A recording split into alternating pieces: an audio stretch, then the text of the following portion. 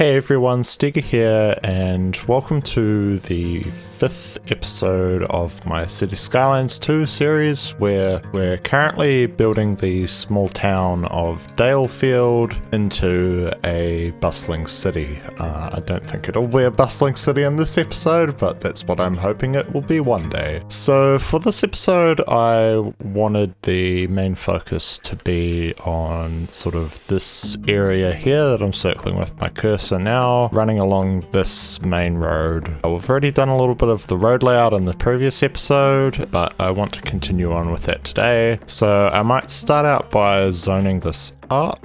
Actually, first I want to upgrade this main road to a 4-lane road, and then also along here I want like a proper town center area with shops and things. So if we go through and start zoning this up, I probably will have smaller buildings here at some point in the future, but for now I think this will do with these size buildings. It's not super difficult to change this at a later stage, but this just cements the area in terms of what is going on here and where the town center kind of sits. And then I wanted to do a little bit of the row housing medium density in this particular suburb. Currently in the entire city, I think we have maybe 10-ish medium density row houses, and that's kind of the extent of any higher densities within the city, but I want to expand upon that. So that is what we're doing right now, is just zoning in some more of these in the suburb. The city on a whole is still quite small, and since I'm going for an American / Australia, New Zealand feel, I want there to be a decent chunk of sprawling suburbs rather than the sort of dense inner urban areas that you find in European cities. So not too much density, but enough to satisfy the demands and also generally allow neighborhoods to have their own unique feels rather than it just being all of the same thing or whatever. But I'm getting on to rambling now, so I might go up and zone up all of these areas off camera. So now I've come through and zoned a good chunk of this area up with mainly 2 cell wide by 4 cell deep houses, as these blocks are not the full 12 cells deep but only 8. So it's basically just this homogeneous area of the same house. I also went through with these row houses and tidied them up so that they all go the full depth and all sort of line up too. And I decided that I would upgrade these roads, partly to ban parking and partly to just kind of, again, change it up, as I feel like all these suburbs are getting quite repetitive otherwise, and there's got to be something to make them stand out.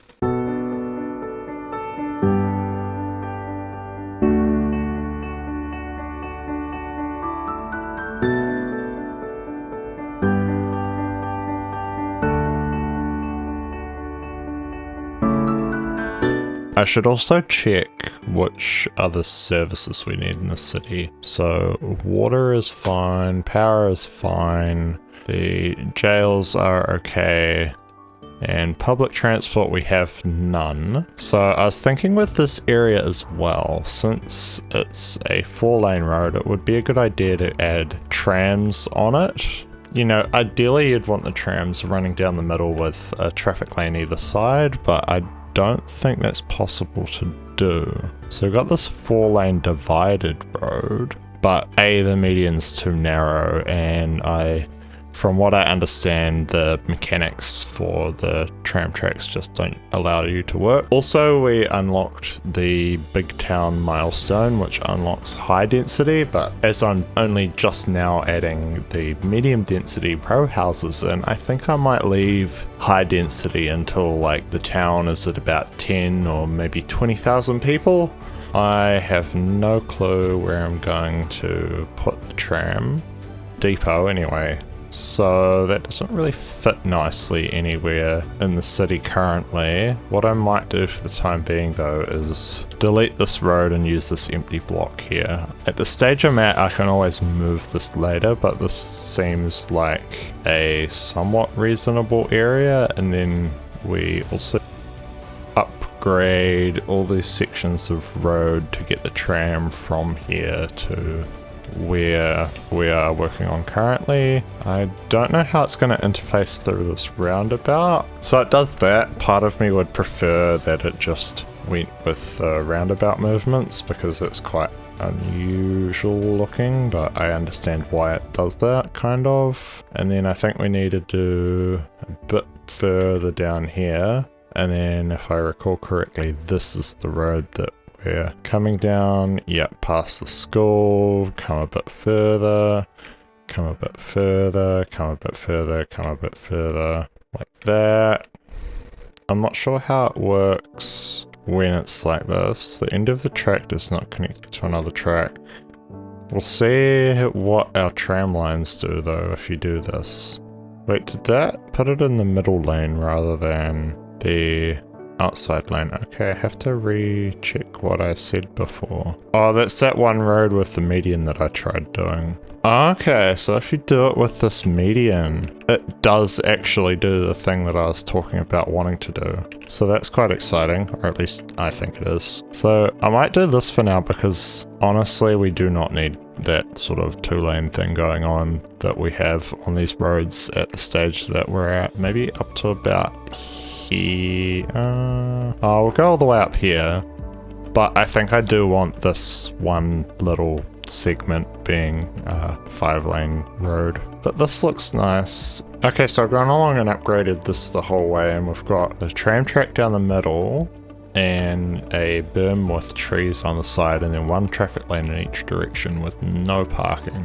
I think for the small town and the sort of streetcar suburb feel that I want to go for here, this actually works quite well. It can always be revised in the future as we have a bit of flexibility and we can put the trams in with general traffic if we upgrade this to a regular 4-lane road in the future, but for now I think this achieves what I wanted it to achieve. But the other question is where to from here, because a tram track on its own is not really of much value or importance to the city.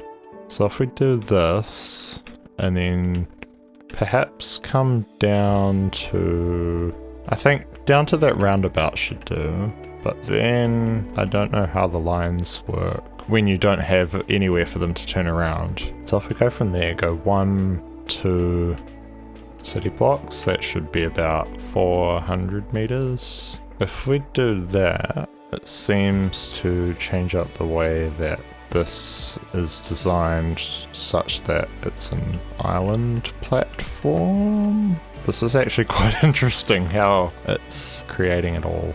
And then I think if we do maybe one here, and then I might upgrade this a little bit further and come down to here. This gets it through like most of the downtown, and just have a couple of stops through there, and at least people from the suburb can then get around, and I'll focus on the wider tram network perhaps later in this episode. So if we start there, come to there, come around the corner, come to here. Okay, pathfinding failed. Pathfinding failed, so I do need some sort of turnaround. Because I was hoping I could just run tram lines into the middle of the city and then have them terminate there and turn back on themselves, but that doesn't seem to be the case. So I might actually bring the tram line all the way over this bridge. Can I upgrade that? And then do some kind of turnaround on this side.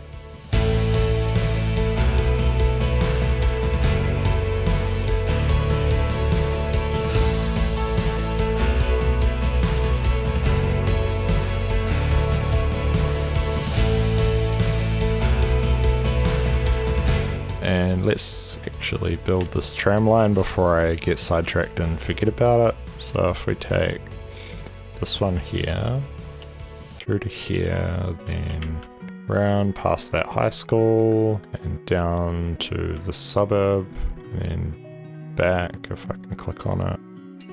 It's now allowing me to do switchbacks and stuff. I'm confused. Okay, maybe with these island ones you can, and with the other ones you can't. That might be what it is. Because that one wants to go all the way over there, but that one seems to be fine. Just turning back at that point there.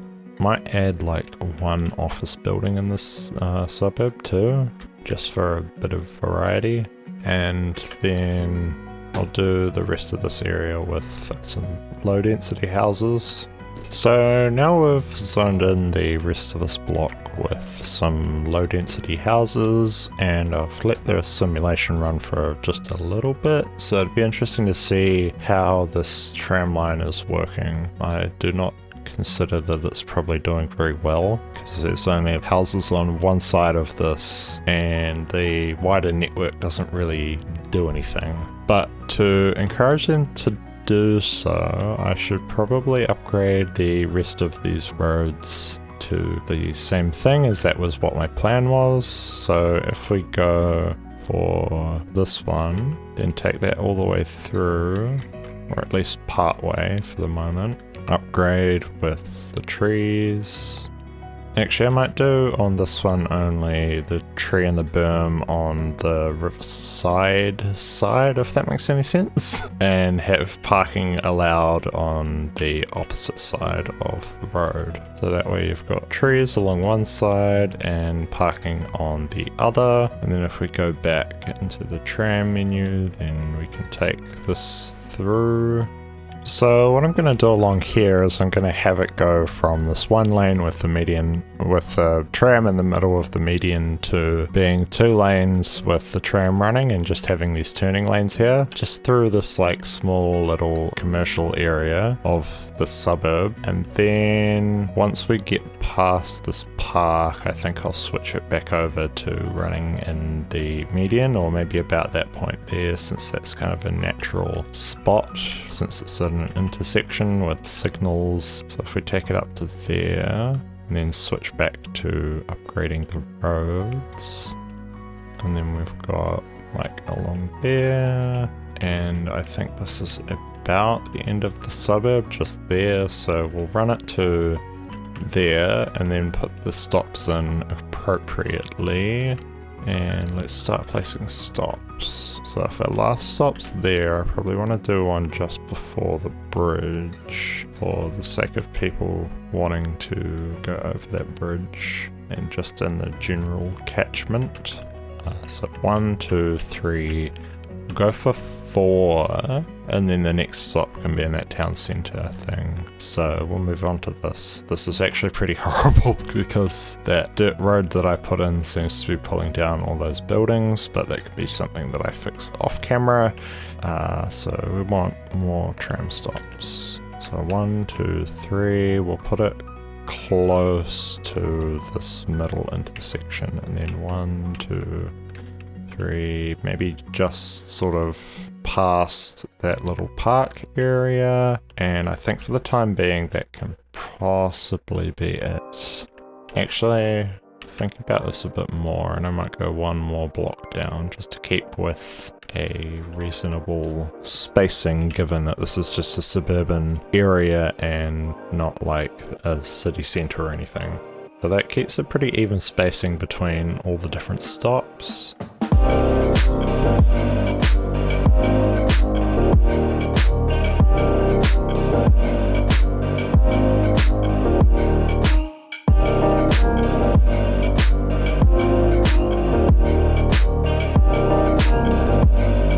So after setting up those 2 lines, I went through off camera and set up one more, plus extended those out to connect to somewhere, and This is kind of the network that we have right at this moment. So the first line that we were working on was this one, which then goes up to the downtown area and heads up further to the north for now through this road. The second line we worked on goes along the suburb and continues out this way, and there's a third line there too that just serves one of those two suburbs.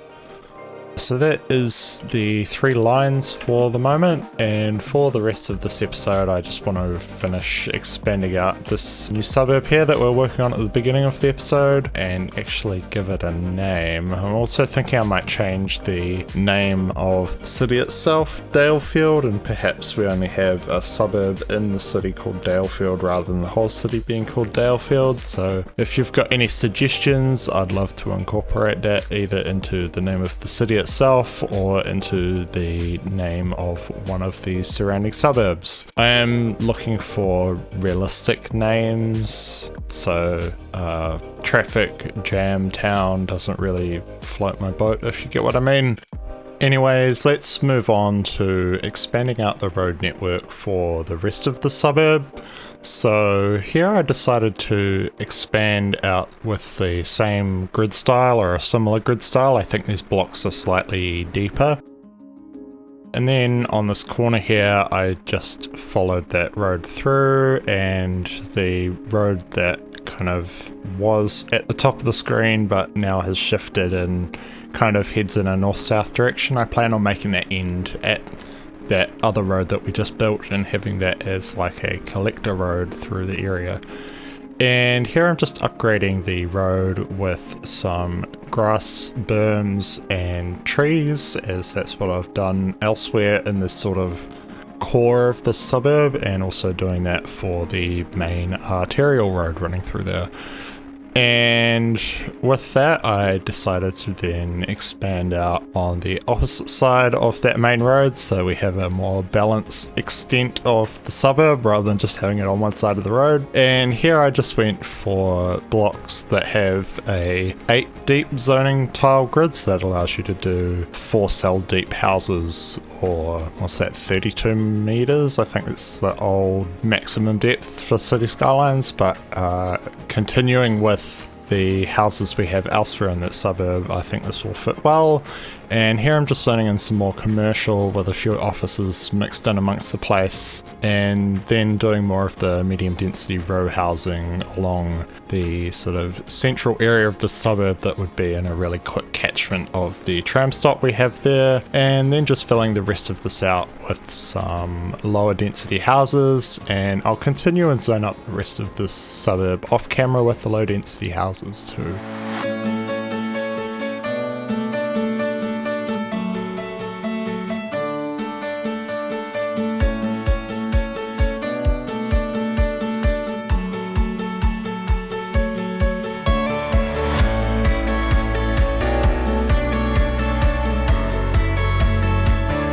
So I went through off camera and finished zoning the rest of this area up.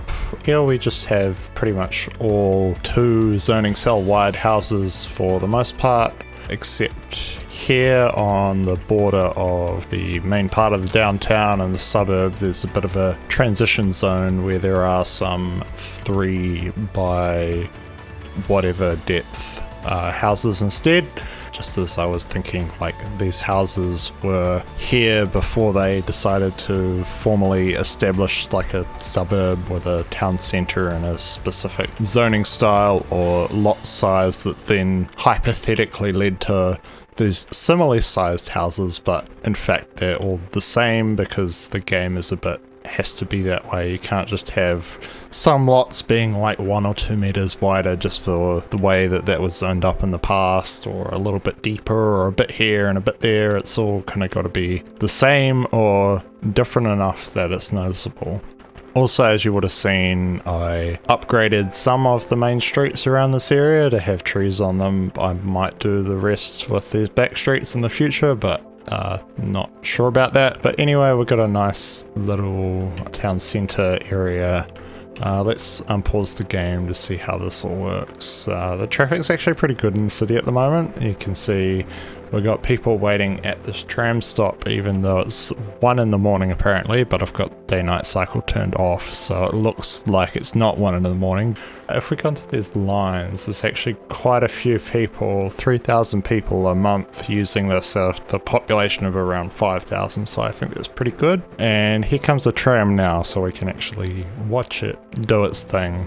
It should reverse out of, oh no, there's one more stop. I added another stop up this way since we expanded out a little bit further, so it comes up here and then turns back on itself. But I think this suburb has like a nice cohesive feel that makes it stand out from the suburb next to it, which still doesn't have a name. I did name this one Highgate. I also like to make the suburbs just so I can see the different areas of the city and how many households it has and everything. Like this one's got over 800, whereas this one's only got 400 or so. Mainly since these houses are a little bit denser, and there's some medium density row houses in there too, which have around 4 people per household, per building, or 5 households per building is what I was wanting to say. Or some have 4, but that's significantly more than, say, a house like this, which has residence 0, residence, I guess it's just 1 household because it won't even tell you, it just assumes that you know. But I think in the coming episodes, or perhaps next episode, I'm going to have to do a bit of expanding of industrial and commercial, because our demand is telling me that there aren't enough jobs, and that's stifling the growth of any residential areas. So that'll probably be the focus for perhaps the next one, but for now, if you've enjoyed this one, make sure to leave a like, and thanks for watching, and I'll see you in the next one.